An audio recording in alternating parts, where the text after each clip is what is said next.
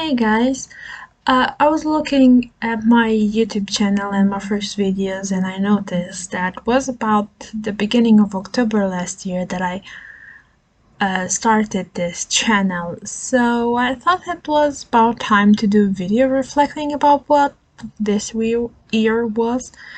The thing is, I haven't been uploading constantly through all the year because I had a little gap in there to sort some personal issues, but still I have learned some things that I wanted to talk about, and I'll try to make this brief enough so it's not boring for both of us. First thing that I found out during this time is that I do not do well with challenges, and there's two reasons for that. First one is that I do not do the social media stuff.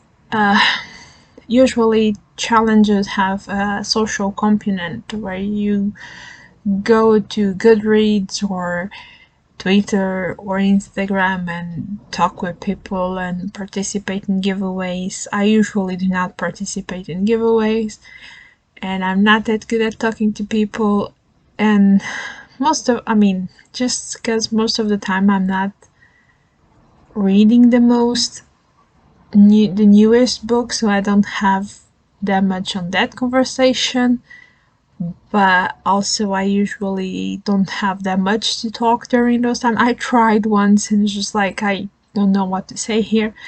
Anyway, I'm not good on that part, and also one of the reasons that I'm not good is because I forget that social media is a thing.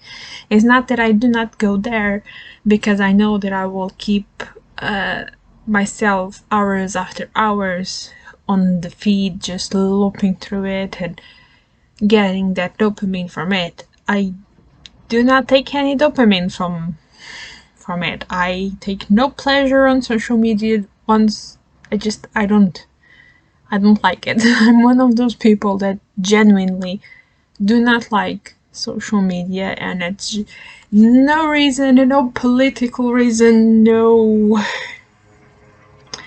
awakeness, no nothing. I just don't like it. I don't do it well. So, yeah, I don't do the social part. And this is a bit strange, but it feels a little bit limiting for me to do challenges. Because usually I have lots of books that fit the overall challenge, but I have to really go into the middle of it to find one book that fits all the prompts that I want to do, if that makes sense. There's lots of challenges, like for example Nonfiction November, where you don't have to do the prompt, you just have to read the overall something that fits the overall theme, but I do not do that. I just kind of give up on challenges from now on because I wasn't taking any satisfaction from it. And though I will be doing Nonfiction November always and forever because I love that one, but overall it's not for me that much. The other thing that I found out is that I am a silent watcher. What I mean by that is that I do watch lots of people on booktube. I have tons of people that I'm following, but I don't leave any comments. I put a like, I watch a video, and then I'm off. I went. I don't do the talking. I'm kind of bad at engaging people. Though I'm really bad at it face to face. I don't think I'm a soul for this. But anyway, if you guys see that you're thinking of watcher, you guys shouldn't be watching the numbers, but if you guys are those people that watch the numbers, and that number just got up from, there's one more watcher, but you have no comments whatsoever. That's probably me passing by, watching a video, and continuing my life. I usually even use the videos while I'm working, since I draw and do all types of crafts and art. I mean, there is a brain component of arts and crafts, and on those parts I do turn off the noise because I have to do measures or read things that people asked of me, and I have to make sure that I do those things. But there's lots of moments in a crafter or in an artist's life that you're just doing a task and your brain is turned off. So I do listen to lots of things while I'm working. I listen to podcasts, I listen to books, I listen to YouTube videos. Plus, that's not a conducive way to listen. That makes you want. It's not conducive to leaving comments. That's what I mean. If you are otherwise engaged. But yeah, I'm a silent watcher. Well, I did. I actually made notes so I don't forget anything, and my notes jumped from the 2 to the 4. So clearly, I didn't pass math. Anyway, I have found out that it's strangely easy to be dragged on the flow of what people are doing with videos and try to emulate that and try to enter that train. I wouldn't thought that it would be that possible, and I think that I didn't enter those trains as much as if I had the chance to, I would have, but I felt the push for it. So I do understand the part when people do say that there is this pressure. I wouldn't call it a pressure, more just a push to go in a certain direction when you do booktube, to either try to do the hauls or all of the challenges or all of the fun stuff with in your bookshelves, or millions of tags, or all of that is happening, and it's usually very centered into, in the most expressive part of booktube, centered on YA or kind of the genre. I'm not hating, I'm just pointing that it is a thing and it's more popular and all that. You guys know what I mean. It's a bigger part of the booktube community, and it's a little bit easier to feel the push to do what it's being done on those parts. I'm not saying with that it is bad. It is actually good to try and see if you like it. Is this the type of thing that you want to do? My case, it is not. But it's good to try things. So I think that I had my period of trying stuff and failing in a lot of things that I tried, but I think that I have found my way in what I want to do forward. With that said, there is also a lot of focus on the new stuff, and that's something that I do not do because it's not. It's books are expensive. I cannot keep getting new stuff. Plus, a lot of what I want to read is really old, and I can get it on second-hand suppliers or stores or book fairs or flea market type of things. That's where I usually get most of my books, or even from my friends that they have old books and they're like, here, books, and I'm like, thank you. So yeah, there is really a lot of new stuff, and it is good because new people need the exposure. I'm not saying that is bad. I'm just saying that I did felt that yes, there is this thing for you to read and show and talk about new stuff, but it is okay to not do so, and I probably won't try to do. I kind of tried for a while, but then no, I can't. I just can't do it. With that said, talking about the flow and doing more the push to do what the others do and the new stuff. I don't want to do that. So I will not restrict myself in any way going forward. Like I said, the only challenge that I 100% will always do is a nonfiction November. Most of the others, there's bound to be one or another that I will do, but mostly what I do plan to do is either my own personal challenges that it's just me doing my crazy stuff, or just do more book talks about bookish themes, bookish experiences, findings, talk about more specific books instead of like, hey, here is a challenge of finding some books on your bookcase, or 20 books that did this or that, or 20 books with X, Y, and Z representation, if you guys know what I mean.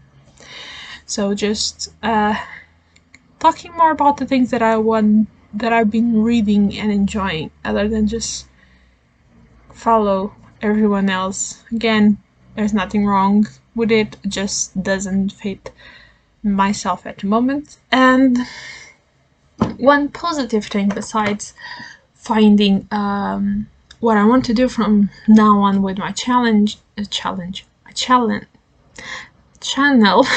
words is that I have been reading more and more, and I'm currently at this time I have read 442 books and counting. And I'm not saying this to brag.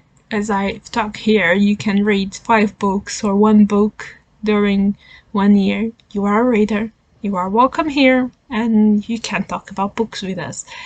Just saying what I'm at the moment.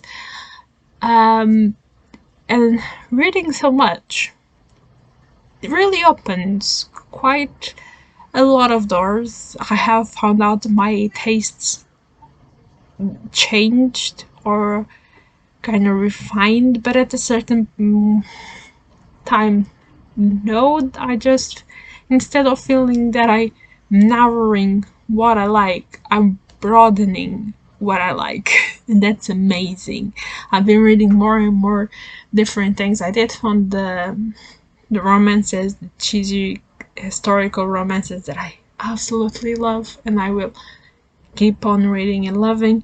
But I have found out that more and more classics that I thought there would be, even though I like classics, I'm a little bit biased because I do love English classics more than anything else.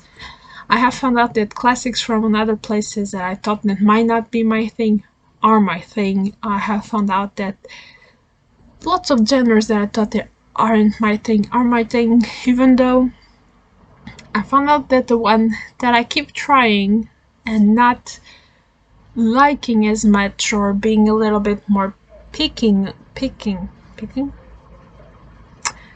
the one that I have a little bit more trouble finding a good book for me, it's science fiction. Even I don't feel the pull to read as much science fiction as the rest, even though I love it. And I kind of want to change things a little bit on that side. I need to find the sweet spot for me on science fiction. Still working on that part, but there's so much work that when it comes to books, that I shall go back to it. Because as I've said here on this channel, my way to reading, I want to focus a little bit more on my reviews that I haven't, because I have stopped, because at this moment I cannot in good conscience keep doing reviews.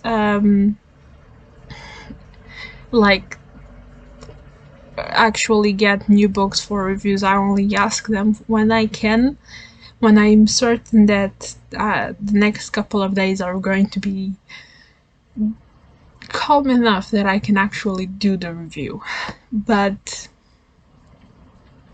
I do want to go back to it once my life gets a little bit more on track and I have things a little bit more planned out. But other than that, that's the only thing. I want to keep doing my explorations, because that it's also helping me being a better reviewer, because I'm doing some reviews of other books, but I'm going into this holds that I find one book that talks about one thing but then mentions another book, and I go on to that book, and that book mentions a certain painter, and I'm going to look for that painter, and that painter belongs to this school that worked around that area, and then I found out a book about that. And you guys can see where I'm going with this. That's what usually happens when I read a book, and I'm loving doing that, and I'm loving also forcing myself to read my physical books, even though it doesn't sometimes let me do that. Strangely enough, I have found that I have like those sweet areas that I usually get books from, and quite a few of the books that I have waiting to be read have a certain theme to it, or are inside like a certain groups, so it's easy also to do the thing, because I have several books about pirates and boats and exploration in the sea and whale ships and all of that. I can jump from one to another easily. So yeah, you guys know what I mean. And there was a lot of them on non-fiction, but I noticed that I have quite a few fiction and fantasy and historical fiction that has like the nautical theme that needs to be addressed. So there's also that. So yeah, I think I rambled long enough and I have talked about all the topics. So that's basically me noticing stuff, and yeah, from now on I will do videos just about where I'm at the moment. So besides, like I said a lot of times already, besides non-fiction November, do not expect any participation in most challenges. This is gonna be a really chill challenge that I will just be like, hey, I read this book, it was amazing, let's talk about it. And yeah, let's see how it goes from now on. You guys, some of you have been more than 1 year on YouTube. Do you have any wisdom to impart to me?